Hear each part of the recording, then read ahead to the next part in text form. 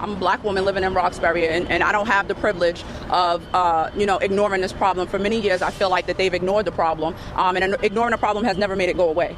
And so I think it's an obligation morally, but more so as a community member to stand up and resist it. So that right there is two-bit race hustler Monica Cannon Grant, and that clip is actually from back in 2017, when it looks like I found maybe her earliest instance of getting media attention, and she has decided that she's going to go after a post-Charlottesville free speech rally that happened in Massachusetts that, of course, was permitted, and she's making the case that free speech is actually white supremacy. And in addition to that, she also refers to Alex Jones as somebody who stands for white supremacy. No, well, it's hard to say one thing and do something different, right? So you say you're distancing yourself, but your lineup, Kyle Chapman, Joe Biggs, Alex Jones, they all stand for white supremacy, white nationalists, and that ideology. Yeah, you know what I'm trying to say. Ideology. So you can't say you don't stand for something, but everybody that you have on your speaking agenda stands for exactly just that. Which really just shows you what a pathetic and ridiculous individual she actually is. However, like many of these people who went from low-level, street-level race hustling, Monica Cannon Grant was elevated to prominence in Massachusetts post the death of George Floyd during the Black Lives Matter riots, during the hysteria that followed the Black Lives Matter riots, and she ended up getting to a point where she was the head of a fraudulent nonprofit that was actually donated to by district attorney's office, among other governmental organizations, to which she took that money and immediately pocketed it. However, there's a lot of people that are writing articles right now that she's pled guilty to these crimes, making the case that Monica Cannon Grant was one of the good ones who lost her way. Monica Cannon Grant was this beloved individual, and nobody would have expected her to be a two-bit race hustler. But in reality, if you look at her history, if you look at her live streams,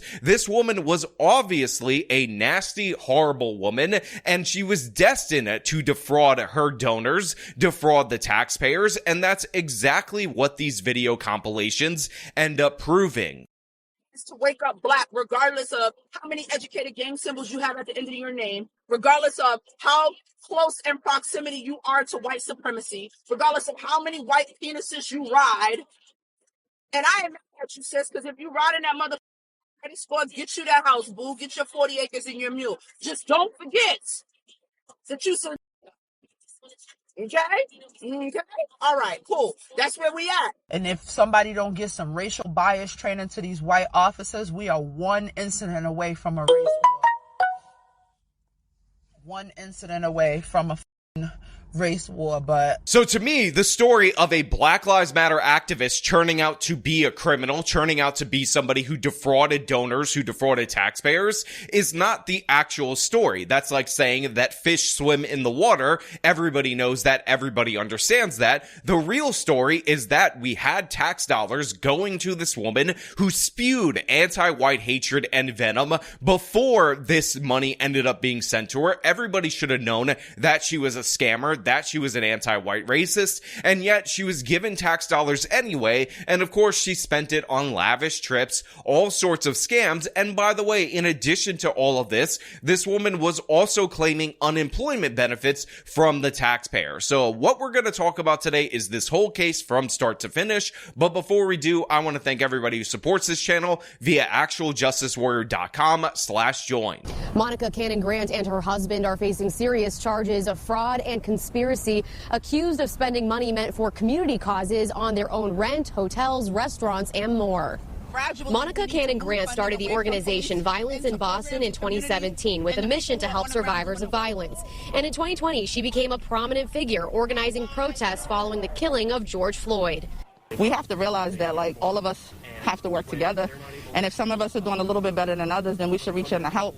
So first of all, right off the top, I think it's absolutely crucial for us to point out that the reporter that's actually covering this particular story is an attractive woman. Now, normally, I wouldn't point this out. Normally, I wouldn't talk about this. I would stick to the facts, logic, and whatnot, the data and the information, but you preverts out there would get angry if I did not. Now, of course, we should not be surprised that a two-bit race hustler who founded an organization that nobody cared about, Violence in Boston, back in 2017, was elevated to prominence by these very same local media organizations post the George Floyd Black Lives Matter riots and all of the chaos and hysteria that ultimately ended up ensuing. And we also shouldn't be surprised, like I said earlier on, that she ended up pocketing this money while also scamming the unemployment system, because in reality, when these people talk about helping blacks and saving these innocent Baba Angel Aladdins, what they're actually saying is that they want the money. In fact, I actually have an excerpt of a video where a representative of Monica Cannon Grant gives you the entire philosophy behind this organization. We have to realize that, like, all of us have to work together. And if some of us are doing a little bit better than others, then we should reach in to help. Give me the money. Give me the money. Okay. And again, we also shouldn't be surprised that these people end up committing fraud time and time again, because the entire premise of their movement is fraudulent. There isn't an epidemic of evil white racist cops going around town killing off innocent Baba Angel black people on their way to church. If there were actual instances of these cases, then we would be able to look at the body cam footage that is now available and make that assessment. But what happens more times than not whenever we see the body cam footage? We see that these people pose an imminent threat to officers, they're attacking officers, and even when you factor in the 9 unarmed people in the entire country that are killed by the police each and every year, what you find out is that most of them are either trying to grab the cops' guns, so they're in the act of arming themselves, or they're driving a vehicle at the police officers, which again gets incorporated in the unarmed black person being killed by the police data set. So it was always fraudulent from the jump. But let us get into the details of this particular indictment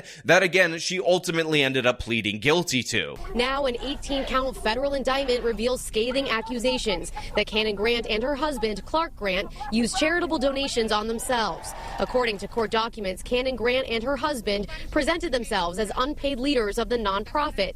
But authorities say Cannon Grant paid herself an income of more than $25,000 in 2020 and more than $170,000 in 2021. So you can see right here the elevation of the fraud that they're committing. Obviously, in 2020, when that year was starting out, she ended up getting less money for herself. However, under the Black Lives Matter hysteria that happened mid-2020, her organization ended up getting way more money, and she started paying herself a 6-figure salary while telling the public that she was just volunteering for this organization. In addition to that, she was also collecting unemployment benefits that enhanced COVID unemployment benefits. And the thing about this is that if you go to the original indictment, what you can end up seeing for yourself is that she admitted to doing this to her husband in text messages for the world to see. And guess what? The federal government had a copy of those text messages. Let's read it so we could be 100% clear about who this woman is. Unemployment caught my ass. Asked me to provide documents by June unless I'll have to pay it all back. Now again, this message doesn't say unemployment is accusing me of something. It doesn't say these are false allegations, or as the super mayor would call it, false allegations. False allegations and not facts. It says unemployment caught my ass, as in she is caught dead to rights defrauding the unemployment system, and she's very upset at the prospect that she would have to pay back the money that she stole from the taxpayers, while of course condemning the evil white supremacist system, even though again, she's defrauding that, she's begging for money for that, she's essentially a welfare queen, and yes, that doesn't even get past the tip of the iceberg, because there's actually even more from this local news segment that again, she ended up pleading guilty to.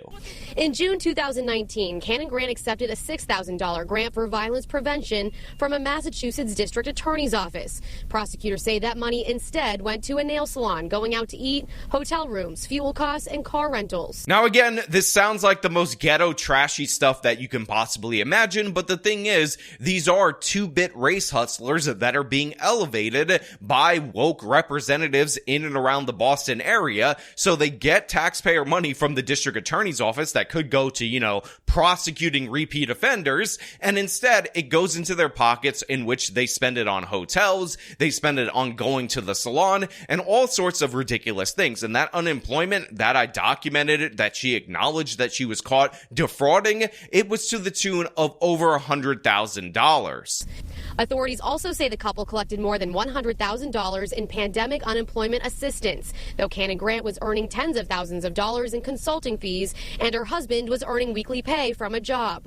The couple's accused of using the money on plane tickets, new furniture, to defray the cost of a motorcycle and more. So yeah, as you could see right there, they ended up collecting over $100,000 in, of course, unemployment benefits. That again, the text messages exposed that they knew they were doing fraudulently. But also, I want to harp on something that you guys might not know based on the reading of this particular case, which is they used some of that money that they defrauded from the unemployment system in order to defer some payments related to a motorcycle. And the reason this is actually crucial is because this fraud ended up leading to a tragedy in that Clark Grant, the husband of the woman that we are talking about today, who was also indicted at the same time as her, actually died in a motorcycle accident post this indictment dropping. So the very motorcycle that they very likely purchased with these fraudulent funds ultimately ended up being the undoing of Mr. Clark Grant. And in that regard, I understand that this is a fraud situation. I understand that these were not good people. I will say I am sorry for the loss for Monica Cannon Grant,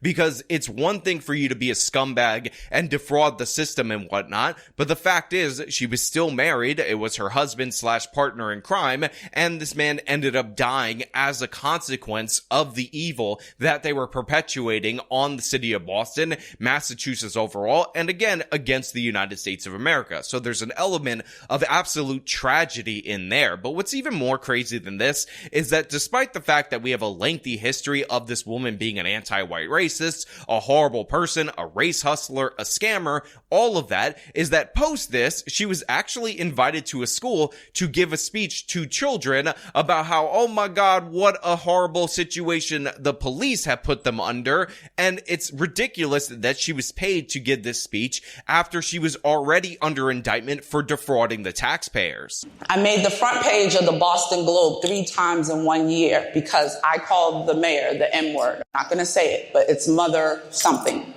Okay? I wouldn't advise you do that. I don't want nobody saying that Monica said call your teachers or anybody the M word, but that's what I did because he was pissing me off. And I want to show you that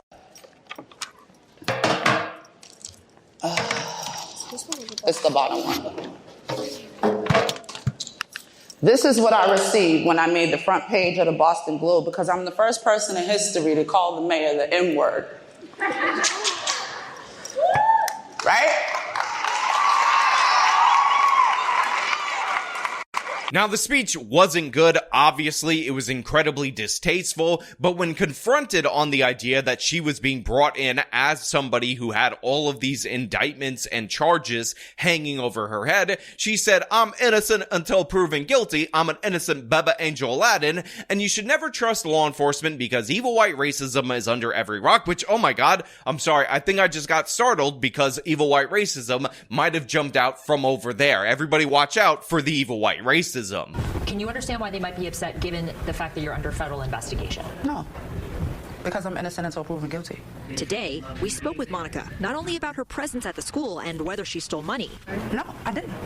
As a mom, would you have had a problem with someone who is under federal indictment giving a speech to your kids? No.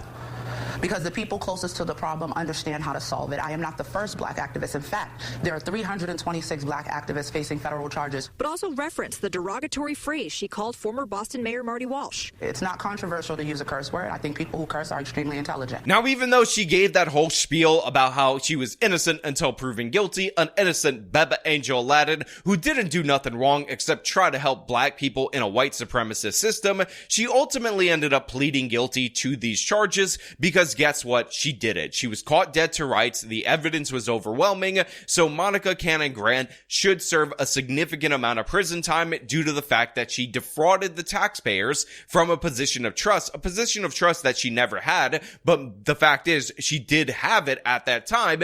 And obviously we can't have this nonsense. And now this is multiple different Black Lives Matter type organizations, including the main Black Lives Matter organization that has come under suspicion for fraudulent purchases, wasting money, and of course, stealing from their donors. And while these people are horrible, they donated to a terrible organization, the fact is we need consequences, we need justice, because unlike the folks over at Black Lives Matter and these affiliated groups, we actually care about facts, we actually care about justice, and we actually care about solving problems. And guess what? Those problems are very oftenly caused by the very criminals that they try to defend. But of course, I'm going to leave this up to all of you out there in the audience. I want to know what you guys think about all this. As per usual, if you like the video, show them by leaving a like, subscribe for more content, follow me on the social media, support me via the support links in the description of this video. This has been me talking about another Black Lives Matter leader going down for fraud. Till next time.